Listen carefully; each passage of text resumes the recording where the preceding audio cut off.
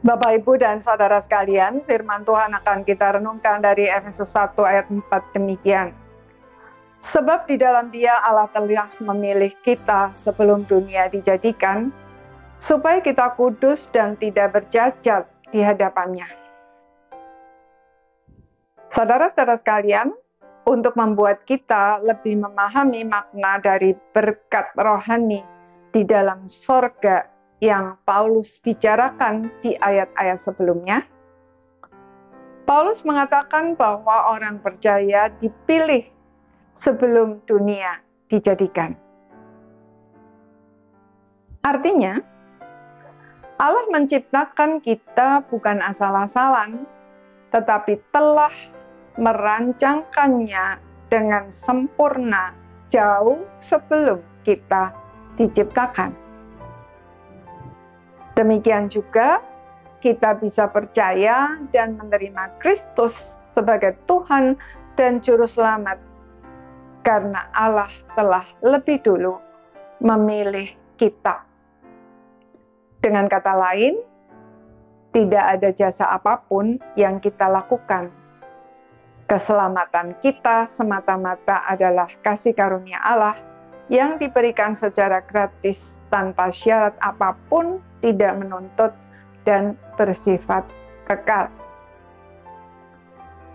Paulus di dalam Roma 5 ayat 8 berkata, akan tetapi Allah menunjukkan kasih-Nya kepada kita, oleh karena Kristus telah mati untuk kita ketika kita masih berdosa.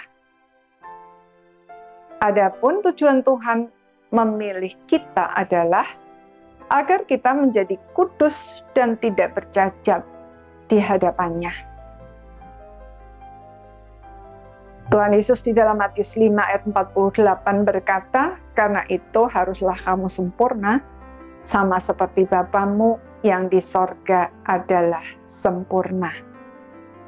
Untuk itu, sekalipun kita masih berdosa, di dalam Kristus kita diberi status kudus, kecenderungan kita yang berdosa diubahkan menjadi kerinduan untuk hidup di dalam kekudusan, sehingga walaupun masih bisa jatuh ke dalam dosa, kita tidak lagi menikmati dosa, bahkan membenci dosa dan rindu untuk hidup sesuai dengan firman Tuhan.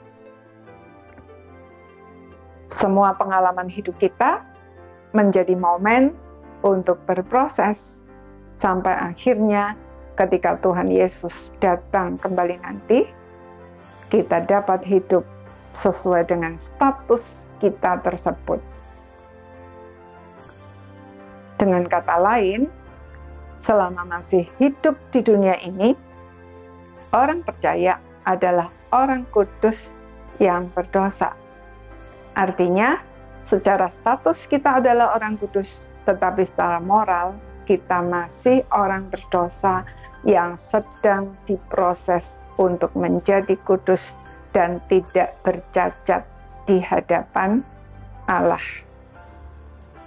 Tanpa Tuhan lebih dahulu memilih kita dan memberi status kudus, serta mengubah kecenderungan kita yang berdosa, itu kita tidak mungkin menjadi kudus. Karena itu, mari kita senantiasa mengucap syukur dan memuji Tuhan atas segala kebaikan-Nya bagi kita, serta mewujudkan ucapan syukur dan pujian kita tersebut dengan menjadikan setiap pengalaman hidup kita sebagai momen untuk berproses dengan Tuhan. Amin.